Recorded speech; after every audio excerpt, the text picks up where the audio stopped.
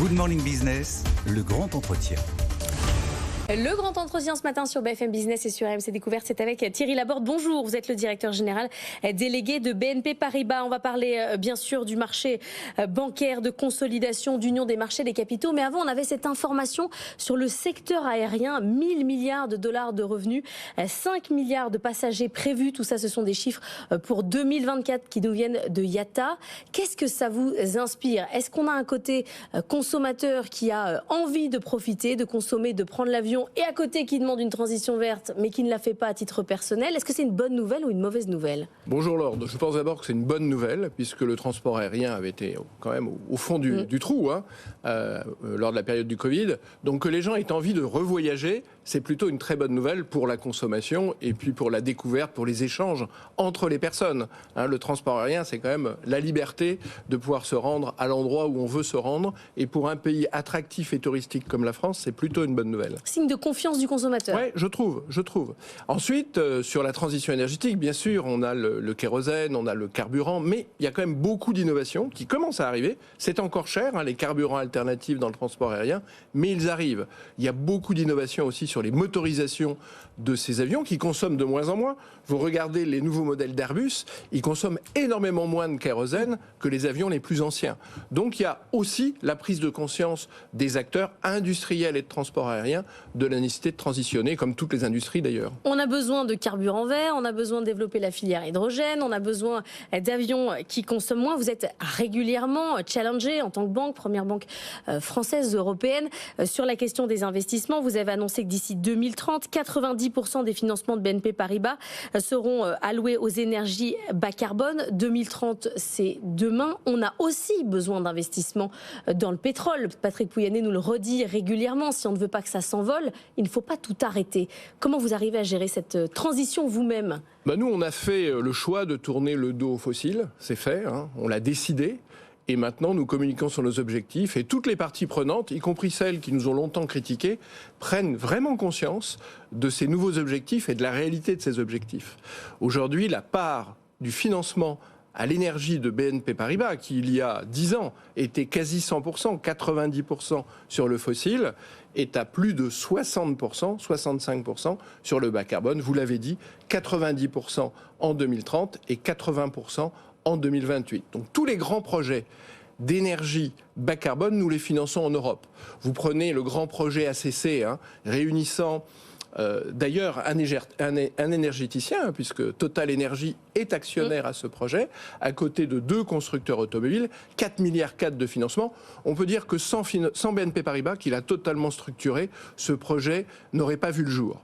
Donc nous, notre sujet, c'est de pouvoir identifier l'ensemble de ces projets, de les valider technologiquement. Donc ça, c'est des centaines d'ingénieurs chez BNP Paribas, des ingénieurs chimistes, des ingénieurs sur ces nouvelles technologies, qui analysent ces projets, qui les structurent pour qu'ils puissent voir le jour. Donc c'est ça notre valeur ajoutée à la transition énergétique en Europe. Ça veut dire qu'il y a des moments où vous dites non à Patrick Pouyanné?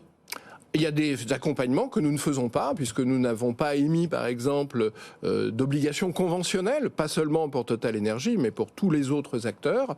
Nous essayons de faire des obligations vertes qui sont fléchées vers des projets de transition énergétique, parce qu'il faut bien comprendre que, compte tenu de la rentabilité des activités anciennes, ce sont ces acteurs qui ont aussi la potentialité, le potentiel pour faire cette transition et faire naître ces projets. Donc on flèche nos financements et il y a des choses auxquelles on renonce. 620 milliards d'euros par an d'investissement dans la transition climatique, c'est ce dont a besoin l'Europe. J'ajoute 125 milliards d'euros pour le numérique, ce sont les chiffres de la Commission européenne. On a besoin, c'est stratosphérique ces chiffres. Pour ça, Emmanuel Macron nous dit qu'il faut faire l'union des marchés de capitaux. On a rapport sur rapport qui disent la même chose. On a ces politiques qui comprennent la nécessité, mais on n'y arrive pas. Ça fait 20 ans qu'on n'y arrive pas. Ça fait 20 ans qu'on n'y arrive pas. Je crois que la prise de conscience est là. Mais sans ça, on ne pourra rien faire. Sans ça, on ne peut rien faire. Je vous donnais 3 éléments très rapides. Quand vous regardez les marchés obligataires entre l'Europe et les États-Unis, ils sont 3 fois moins importants en Europe. Le capital risque, ce qui donne les fonds propres aux entreprises, il est 5 fois moins important en Europe qu'aux États-Unis. Et la capitalisation boursière des entreprises européennes, c'est 87% du PIB européen, 227% du PIB américain. Donc on voit bien ce retard. Donc maintenant, la prise de conscience est là. de la France et de l'Allemagne. C'est une excellente nouvelle. Maintenant, il faut y aller de façon concrète. Et les premières choses à faire pour y aller de façon concrète, c'est donner un cadre réellement industriel, comme ça existe aux États-Unis, à la titrisation. La titrisation, c'est quoi? Je prends des créances dans un bilan bancaire, je les package pour les faire acheter par des investisseurs qui vont les porter. Ce qui permet de déhaler les bilans bancaires pour qu'ils puissent se renouveler avec de nouveaux crédits. Et ce cycle très vertueux, qui fonctionne très bien aux États-Unis, il a vocation à fonctionner aussi en Europe. Les Allemands n'en voulaient pas. Aujourd'hui, ils ont évolué sur cette question. Mais il reste encore des points sur les questions fiscales où on n'est pas d'accord, on n'arrive pas à s'harmoniser. Il y a l'idée de ce grand produit d'épargne européen, notamment pour les actifs, pour les pousser à flécher l'épargne. Là, c'est pareil. Qu'est-ce qui fait qu'on peut passer à l'action? Qu'est-ce qui fait? Des choses simples. Et d'ailleurs, ça a été proposé par le rapport qui vient d'être publié par Christian Noyer, qui est un rapport qui dit de façon très pragmatique, essayons d'aller vers un label qui puisse donner le cadre, les caractéristiques, les critères pour qu'un produit d'épargne d'un pays donné puisse s'investir dans des projets d'investissement européens. Et donc ce label, ça serait un moyen assez rapide d'aller vers ce produit européen sans créer le grand produit qui au passage existe déjà. Il a été créé il y a plusieurs années, mais n'a pris nulle part dans aucun pays en Europe parce qu'il était trop compliqué. Bon, Emmanuel Macron a aussi jeté un pavé dans la mare. C'était à Choose France il y a 15 jours. Il a parlé de la consolidation du secteur bancaire. Il a même ciblé la Société Générale qui pourrait fusionner avec d'autres. Est-ce que c'est souhaitable, cette consolidation peut-être, mais surtout faisable? Souhaitable sans doute, parce qu'il y a beaucoup de banques en Europe, sans doute un peu trop. Faisable, très difficile aujourd'hui, puisque les conditions ne s'y prêtent pas. Les conditions ne s'y prêtent pas parce que pour faire un projet de cette nature, qui est par nature un projet risqué, il faut pouvoir dégager des synergies. Et aujourd'hui, compte tenu de ce qu'est l'Union bancaire Europe, qui là non plus n'est pas terminée, vous ne pouvez pas tirer parti de ces opérations de consolidation, comme par exemple on peut le faire aux États-Unis. Donc là, il y a encore des blocages qu'il faut lever pour que ces opérations soient possibles un jour. Ce n'est pas à l'ordre du jour aujourd'hui, mais le propos du président, assez générique, était un propos politique qui montrait bien la nécessité d'une plus grande consolidation en Europe, mais difficilement opérationnellement réalisable aujourd'hui. On peut faire l'union des marchés de capitaux sans avoir d'acteurs pan-européens, ça n'a rien à voir? On a déjà des acteurs pan-européens, ça dépend des activités, en particulier dans les banques d'investissement. Nous sommes la première banque d'investissement européenne, donc bien sûr nous sommes prêts pour faire ce pont. Pour faire très simple pour vos auditeurs, l'union des marchés de capitaux, en un mot, c'est faire le pont entre les investisseurs qui ont les moyens de financer l'économie et les entreprises qui ont des investissements à financer. C'est faire ce pont, être intermédiaire du rapport entre l'un et l'autre. Ça, nous savons le faire en Europe et je dirais que BNP Paribas est bien sûr tout à fait prêt à participer à ce grand projet d'union des marchés de capitaux en Europe.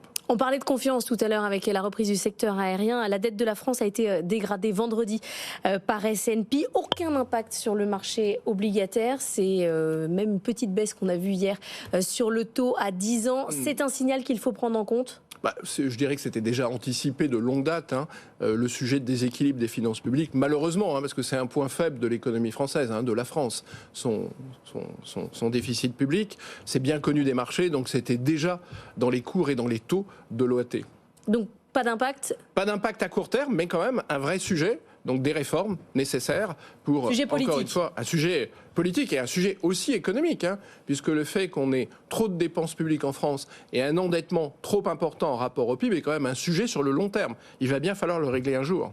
On a un autre gros morceau qu'on suit ici tous les jours parce que ça change à peu près toujours, c'est le dossier Atos. Les créanciers bancaires discutent de la reprise d'Atos. On aura une décision, ça sera jeudi. Créanciers dont BNP Paribas fait partie. On dit que votre cœur balance pour l'offre de Daniel Kretinsky. Qu'est-ce que vous pouvez nous dire? On ne commente aucun dossier spécifique, jamais. Il faut juste être patient. 2 jours, c'est vraiment demain. Bon, on attendra. C'est même après-demain. C'est après-demain. Dans notre cas. Merci beaucoup d'être venu nous voir, Thierry Laborde, directeur général délégué de BNP Paribas.